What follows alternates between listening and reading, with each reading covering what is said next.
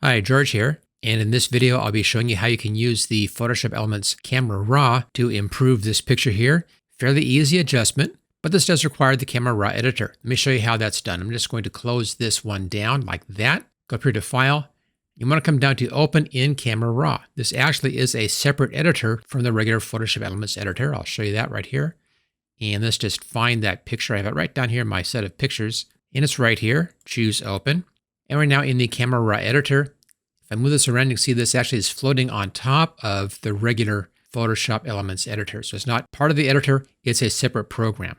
Now I'll be covering just this one part of this, but there's a lot more that you can do with Camera Raw. And I explain all of that in my complete video training for Photoshop Elements. If you want to find out more about that, there is a link for that at the top of the description. Okay, the first thing I want to point out here is that this is a JPEG file, not a Camera Raw file. So you can use the Camera Raw editor on any file type. It doesn't have to be a Camera Raw file. You can see over here, right-hand side, this is the histogram up here. This shows you the distribution of values for the different color ranges, RGB. Notice most of this is pretty good, but there's really nothing happening over here on the dark side. We need to fix that. So all of your main controls are here under where it says Basic. Just open this up. Here we go. I'll leave white balance alone. Temperature and tint, I'll leave that alone. Now if we examine the picture, the main problem in here is that the darks are just not dark enough. So let's come down here. And you'll find it in the shadows and also in the blacks. Let's take our shadows first. I'm going to move this to the left. That's going to darken down the shadow. You can see it right there. If you go too far, it begins to block things up. So I don't like to go all the way. And if you look at the histogram up here, notice how that moves that left side further over towards the left. Let's now come down to the blacks. Same thing. And again, notice the histogram over there. I can pull this down left-hand side. It darkens down the blacks. And I get closer to that black side. Now, if you go too far, it'll begin to block up. It'll even show you up here. You get this warning up here. You want to be above that. And I'd be a little bit further up, not too much, like right in here someplace.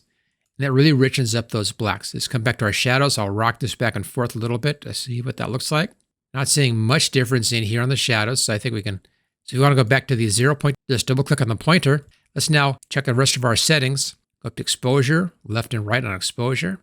Be a little bit higher on that. Very, very small amount. Let's try contrast. Again, I just rock these back and forth. If I don't see any real massive improvement, just double click and set it back to 0 again. Let's try our highlights. Actually, pulling our highlights to the left is giving us more definition and more color up in the sky. So if you watch the area right up in here, here's the default right about here.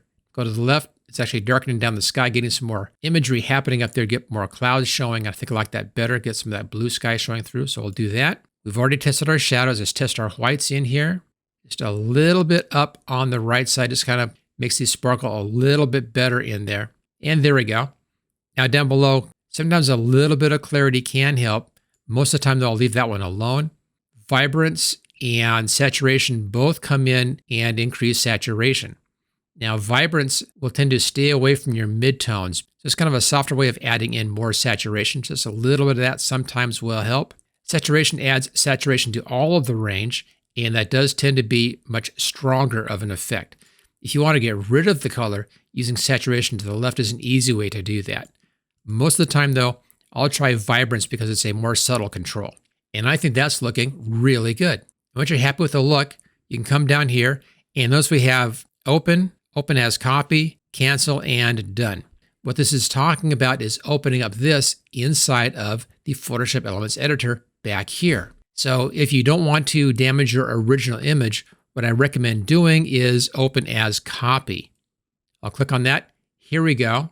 This is now a copy of the original. So if I go up here to File, we can then be really safe with this and come down to Save As. It's going to save this out as a Photoshop file, so it does it automatically. And then choose Save. So we're not damaging or changing the original image. We now have this saved as a Photoshop file instead of the original JPEG file. So the original is safe, untouched. In this instance, I use Save As. You can come in here and change the name if you want to. Let's call this Camera Raw Fix Photo. Choose Save. Here's our name change right here. And because this is a separate file, I can bring up the original, which is right here. And let's just get these both side by side. So here's our new version. Here's the original. And I think it's safe to say that this is a dramatically improved version, fixing all those darks very easily using the Camera Raw editor. This main thing I really wanted to show here is that you can use the Camera Raw editor to edit non-Camera Raw images like our JPEG right here, and it has better controls for this kind of image adjustment than you have in the regular Photoshop Elements program. Now, if you enjoyed this video and you want to learn more about Photoshop Elements, take a look at my complete training course for this. And there's a link for that at the top of the description. Make sure you hit that thumbs up. Also, make sure you subscribe so you don't miss any videos in the future. And I'll see you next time.